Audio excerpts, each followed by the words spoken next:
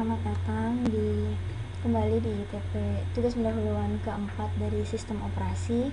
Saya Anissa Saskia Putri, dan untuk tugas pendahuluan kali ini akan membahas mengenai scripting dasar dan penjadwalan dengan kontrak. Oke, langsung aja. Yang ini hanya untuk part 1.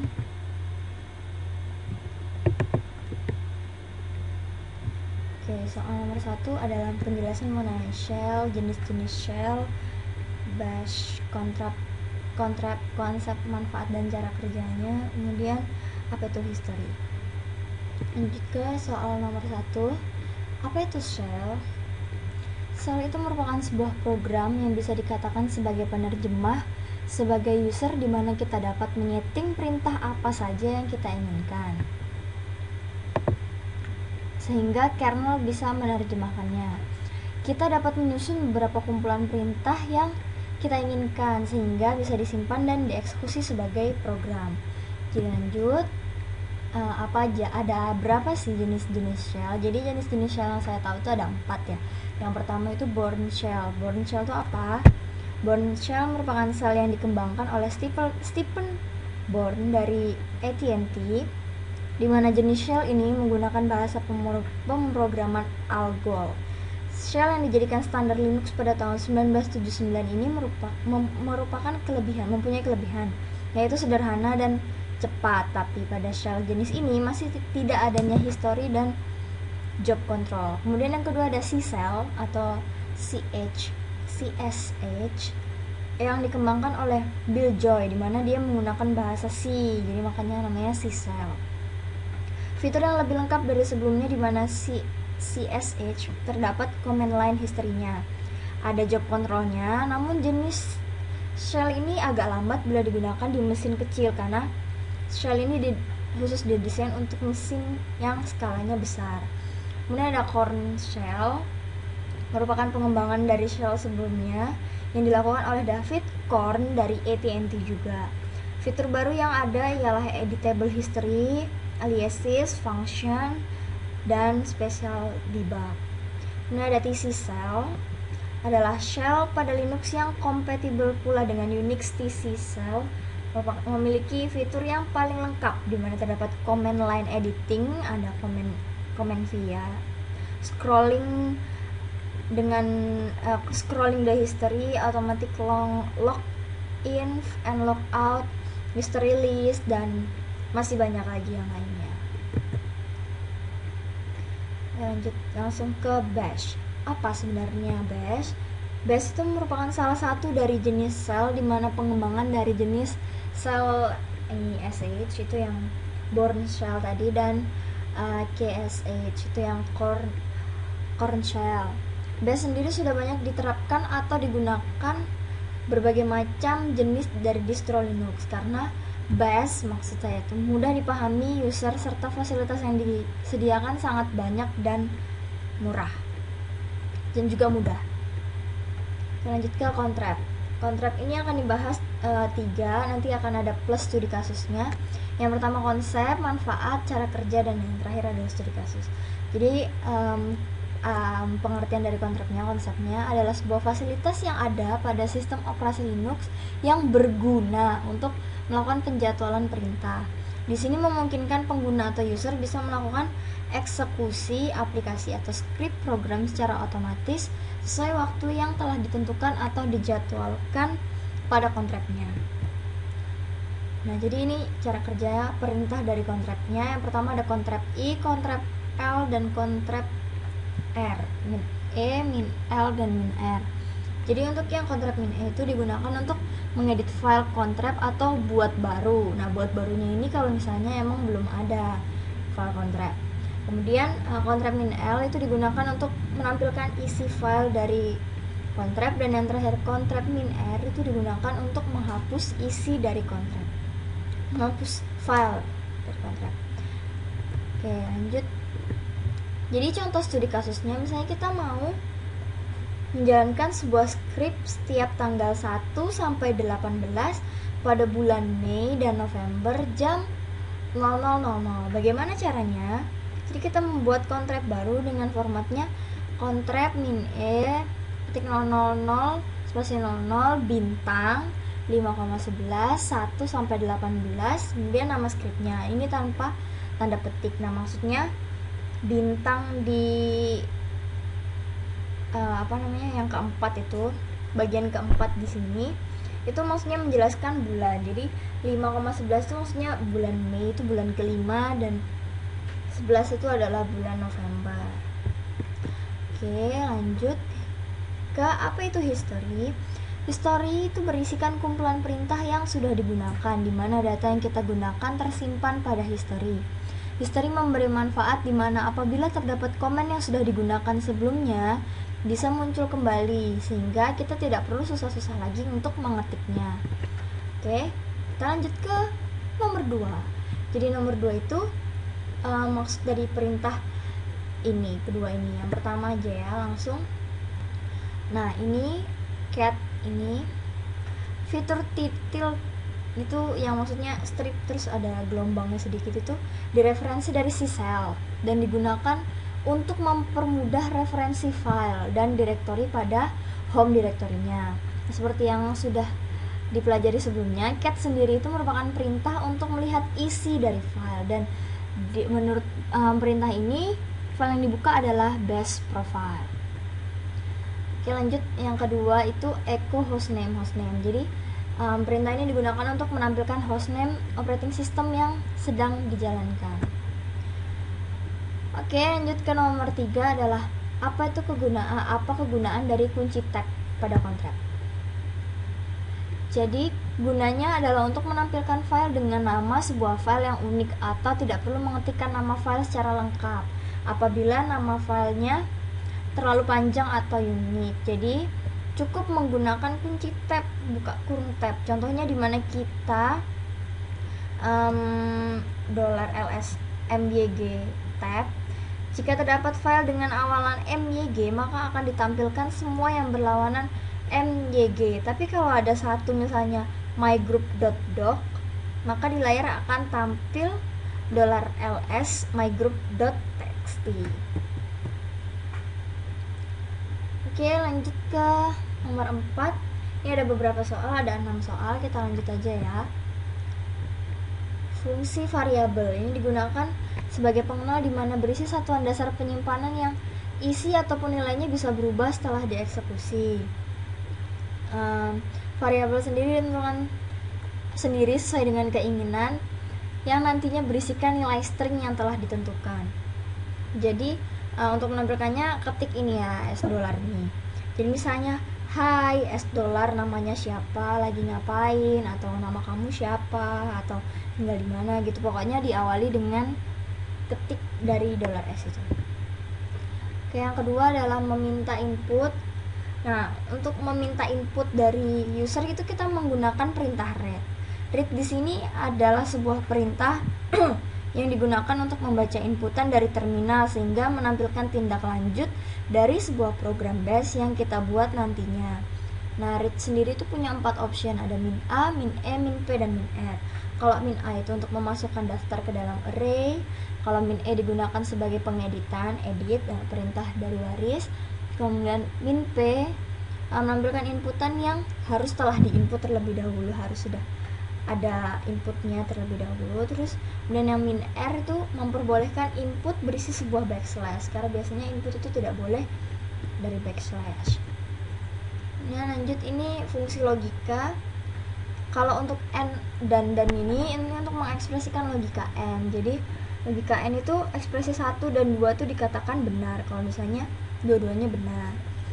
Terus ini yang B ini untuk adalah ekspresi dari logika OR. Jadi kalau salah satu benar ya dikatakan benar. Kemudian yang tanda seru itu adalah ekspresi kebalikan atau not, dimana membalikan ekspresi benar jika ekspresinya tidak benar. Oke, lanjut, ini operator matematis, ini standar. Kalau plus itu untuk penjumlahan, minus untuk pengurangan, kali untuk pengalian, strip untuk pembagian, dan kalau persen itu operator mod atau modulus. Nah, ini variabel string dan numerik. Variabel numerik bedanya itu Kalau variabel numerik itu terdiri dari kumpulan huruf dan angka, sedangkan variabel string itu penulisan huruf dan angka juga, tapi diakhiri dengan tanda $nya itu sendiri. Tadi kan juga ada contohnya untuk yang string. Oke, lanjut. Ini yang terakhir, perulangan. Itu untuk mengetahui batasan perulangan yang akan dilakukan. Seperti yang kita tahu, konsep perulangan itu kan sintaksnya for loop, for do, for in, do, terus while gitu kan. Terus kalau percabangan itu mengontrol alur dari shell script yang dibuat. Jadi percabangan yang sendiri itu kan sintaksnya ada if, else, else if, then gitu-gitu. Oke, ini adalah akhir dari part pertama. Halo, ketemu lagi dengan saya Anissa. Kali ini langsung lanjut ke nomor 2 karena tadi udah nomor 1-nya. Ini nomor 2-nya ini tentang base scripting dasar. Jadi ini udah saya bikin tadi. Ini yang pertama itu kita login dulu sebagai root. Oh ya, jadi ini sebenarnya adalah script untuk sapaan ya. Jadi seperti menyapa, hai, siapa nama NRP-nya, namanya siapa, dan itu ada beberapa perintah, ada beberapa pilihan perintah. Itu ada pindah ke direktori desktop, direktori dokumen seperti yang udah saya ketikkan ini. Nah, gimana caranya? Tadi saya pertama-tama itu masuk ke terminal, terus login dulu sebagai root, terus tekan nano spasi nama scriptnya, dan script yang saya buat itu adalah base dasar. Oke, ini beberapa pilihannya udah saya masukin. Ini menggunakan, ini ada printf, terus ada while do. Oke, udah. Jadi ini langsung aja ke nomor 1-nya. Nomor 1-nya itu untuk pindah ke direktori desktop. Jadi langsung aja di bawahnya 1 cd home Anissa desktop. Ini kayak ngoding tapi di terminal. Oke, untuk pilihan nomor 2 cd home Anissa. Ini untuk kembali ke dokumen, maksudnya pindah ke dokumen kan tadi soalnya perintahnya documents. Oke, terus yang ketiga itu ke posisi sekarang.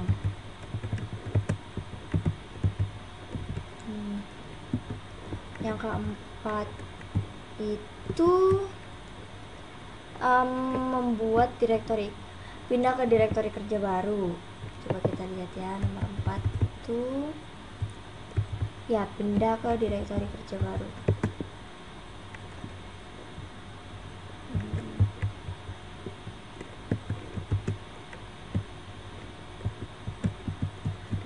Ini caranya,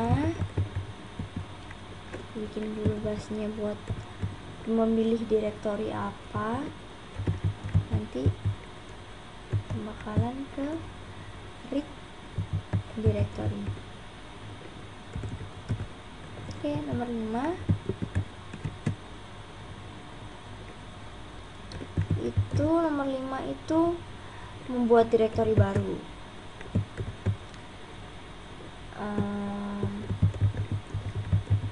Kita harus masukkan dulu nama direktori namanya,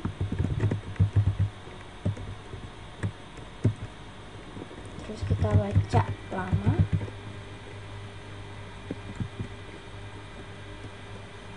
habis itu kita masukkan direktori yang baru.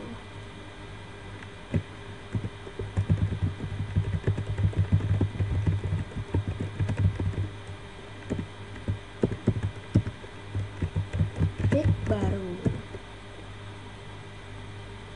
Oke, baru nanti kita pindah ke move lama ke yang baru. Oke, udah. Nomor 6 Sebentar. Nomor 5 itu membuat directory baru. Ini ada kesalahan. Ini untuk nomor 6. Ini nomor 5 nya itu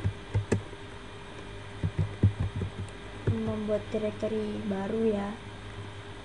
Ini masukkan nama directory yang Anda inginkan misalnya. Oke, read dir. Sip.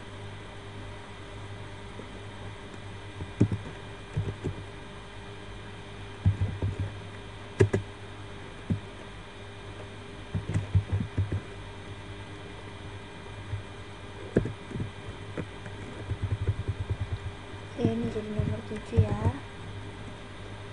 Nomor 7 itu menghapus directory. Oke, gimana caranya?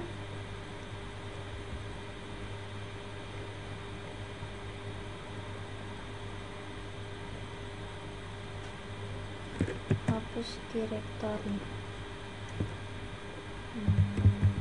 Ini masukkan directory yang ingin dihapus. Gitu ya. Read hapus.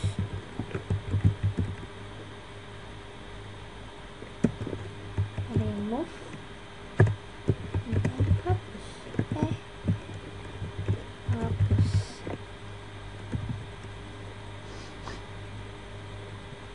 Oke. Ke nomor 8. Nomor 8 itu versi dari kernel ya kalau nggak salah. Ya, menunjukkan versi dari kernel.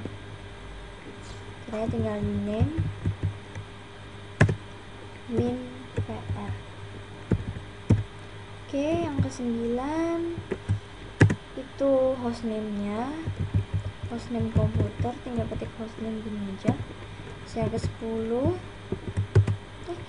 maaf. Yang ke-10 itu buat file txt.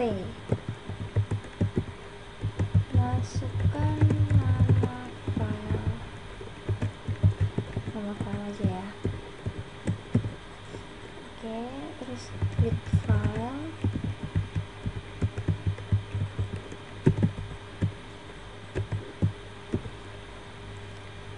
Jangan lupa ini file.txt. Jadi maksudnya ya, tanda US dollar itu adalah untuk variabel string.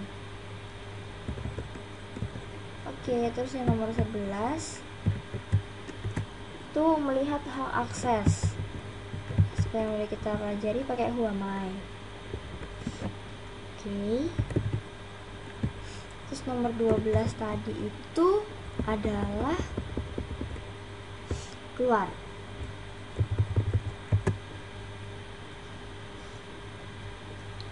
Kalau keluar sih tinggal exit.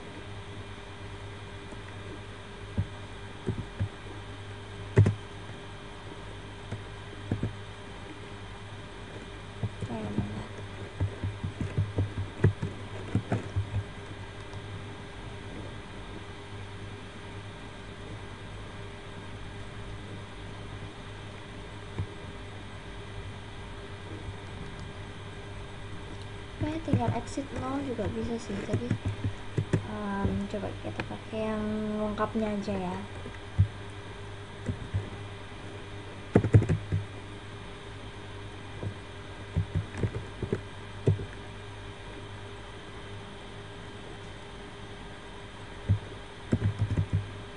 Exit no gitu maksudnya.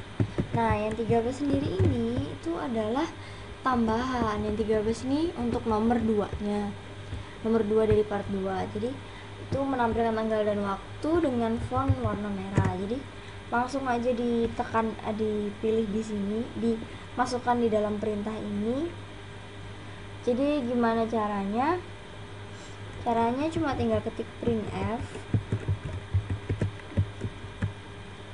terus ini 33 itu maksudnya untuk warna merah.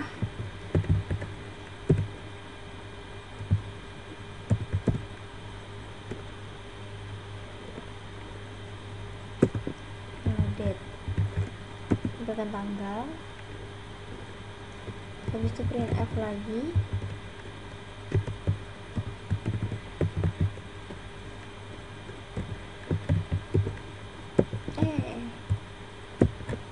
Oke. Ini udah selesai. Sebentar. Kayaknya ada yang salah sih.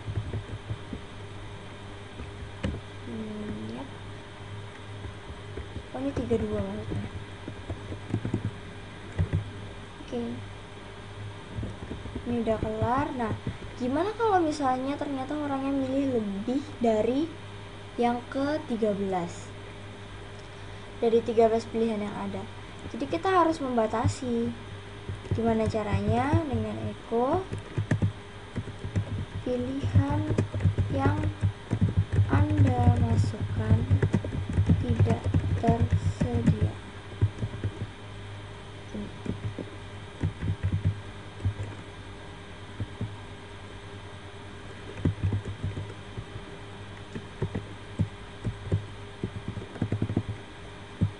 Salah echo.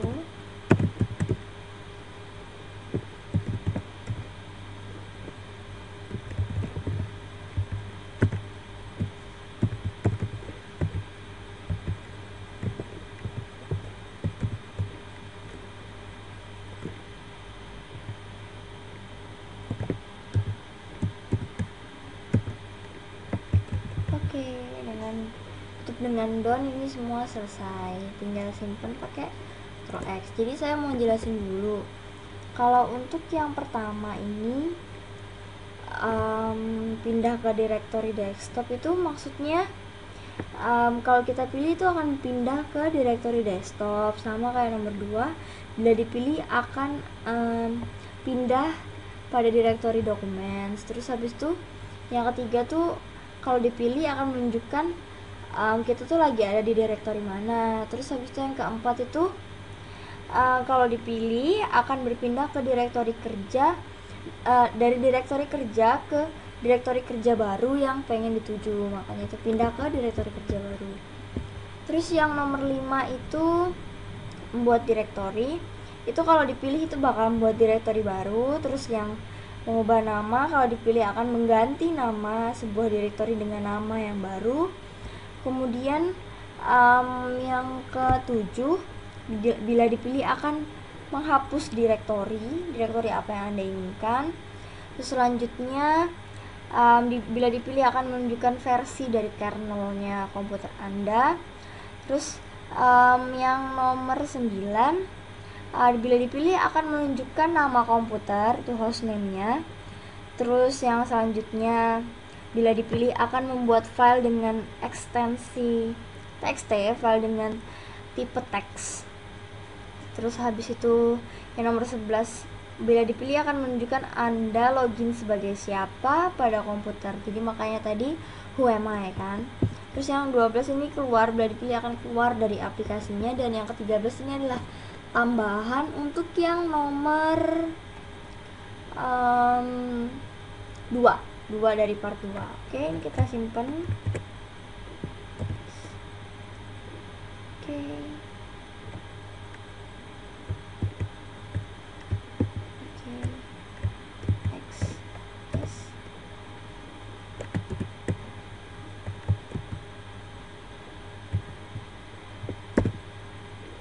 Oke, sudah sip.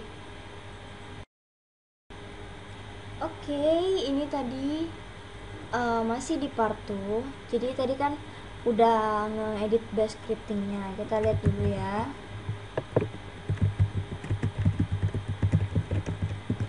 Nah, ini yang udah kita bikin tadi. Nah, ini gimana cara ngejalaninnya?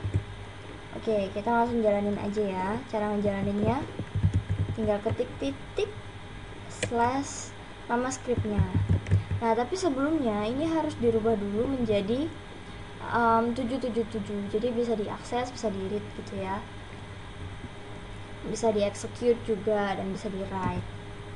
Oke, ini kita masukkan nama lengkap seperti perintah yang sudah ada. Dan ini kita masukkan NRP. Nah, ini udah keluar. Hai NRP 52121000003. Nama Anda adalah Anissa Saskia Putri. Jadi kita coba ya, yang mana ini? Coba nomor 1, pilih nomor 1. Nah, udah kan, kembali ke home Anissa desktop. Terus misalnya menunjukkan versi kernel. Nah, generic 28 Ubuntu. Nah, gitu. Terus menunjukkan hak akses Anissa karena udah login sebagai root.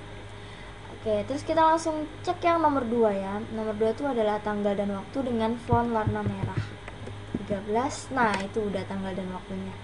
Oke, jadi keikut ini ya menunya. Nah, kita langsung aja lanjut ke nomor 12, itu adalah keluar.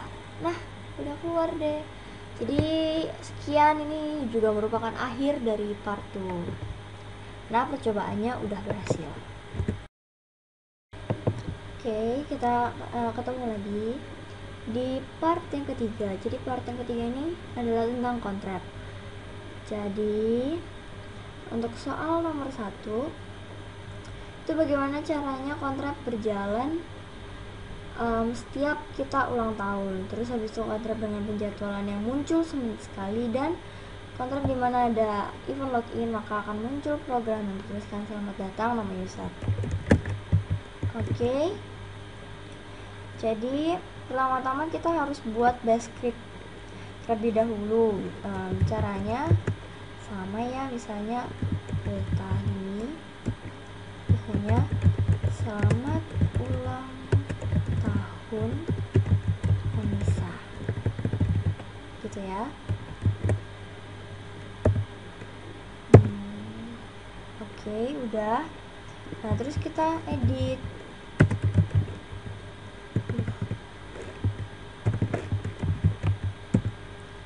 Nah, terus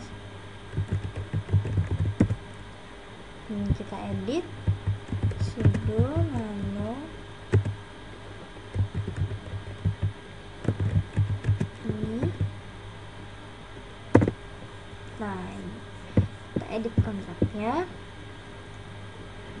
Nah, saat nulis script itu kita harus tahu formatnya dulu. Jadi format penulisannya untuk yang bagian pertama itu adalah menit, terus selanjutnya itu jam, terus habis itu hari dari bulan, terus habis itu bulannya, dan habis itu week itu 0 sampai 6. 0 itu untuk Sunday.